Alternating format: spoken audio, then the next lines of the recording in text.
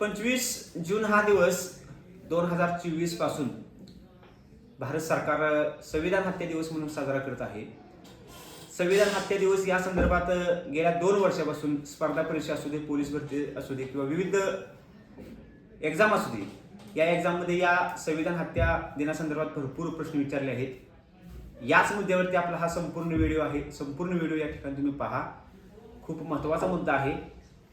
संविधान हत्या दिन साजरा केला जातोय 2024 पासून.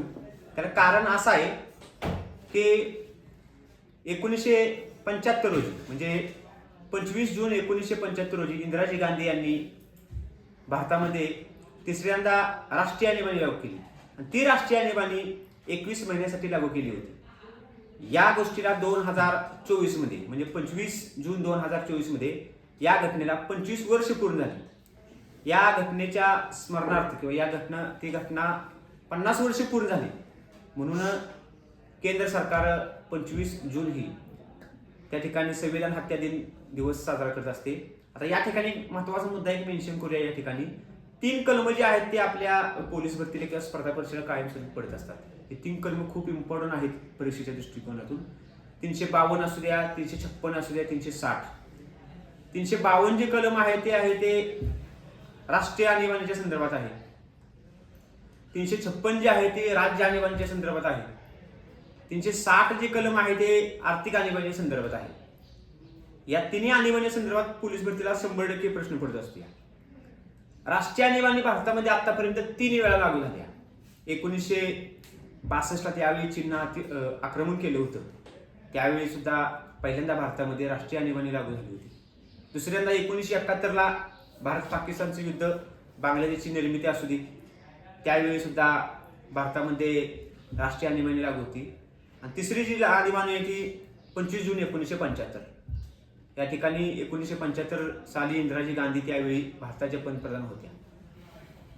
भारतामध्ये एकूण 3 वेळा राष्ट्रीय आणीबाणी लागू आहे. आणि आता आपण राज्य आणीबाणीकडे वळूया. राज्य आणीबाणी कलम 356 मध्ये आहे. महाराष्ट्राचा जर विचार केला तर महाराष्ट्रामध्ये सुरुवातीला 1980च्या काळात पहिल्यांदा राज्य आणीबाणी लागू झाली होती. दुसऱ्यांदा 2014 आणि तिसऱ्यांदा 2019. म्हणजे राजकीय कारणामुळे महाराष्ट्र राज्यामध्ये या ठिकाणी राज्य आणीबाणी लागू झाली होती कलम 356 नुसार. भारताचा जर विचार केला, भारतामध्ये 1952च्या काळात पंजाबमध्ये सर्वप्रथम त्या ठिकाणी राज्य आणीबाणी लागू झाली होती. जर प्रश्न जर एखादा जर तुम्हाला पडाला की आतापर्यंत भारतामधील असं कोणतं राज्य आहे की त्या राज्यामध्ये की सर्वात जास्त वेळा त्या ठिकाणी राज्य आणीबाणी लागू झाली आहे, ते राज्य म्हणजे मणिपूर. मणिपूरमध्ये सर्वाधिक 11 वेळा त्या ठिकाणी राज्य आणीबाणी लागू झालेली आहे. शेवटचा जे कलम जे आहे ते 360 कलम 370 जे आहे ते जम्मू काश्मीरच्या संदर्भात आहे. 360 कलम जे आहे ते आर्थिक आणीबाणी आहे. आतापर्यंत एकदाही भारतामध्ये आर्थिक आणीबाणी लागू झालेली नाही. एक वेळ अशी आली होती 1991 साली की भारतावरती आर्थिक मंदीचं सावट आलं होतं, पण मनमोहन सिंग ते भारताचे अर्थमंत्री होते. त्यांनी त्यावेळी भारताच्या त्या ठिकाणी जे आर्थिक मंदी आली त्या आर्थिक मंदीत सावट आलं होतं, ते सावरलेलं होतं. आणि त्यांच्या या कार्यामुळे त्यांना पुढे भारत सरकारने 10 वर्ष पंतप्रधान त्यांना केले होते. तुम्हाला माहित पण आहे की 10 वर्ष पंतप्रधान होते मनमोहन सिंग 2004 पासून ते 2014 पर्यंत. म्हणजे 2 वेळा त्यांनी भारताचे पंतप्रधान पद त्यावेळी भूषवलेले होते.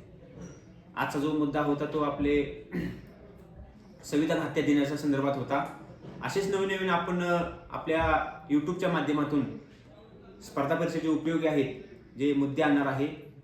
व्हिडिओ आवडला तर आपल्या चॅनलला लाईक करा, शेअर करा, सबस्क्राईब करा. जय हिंद.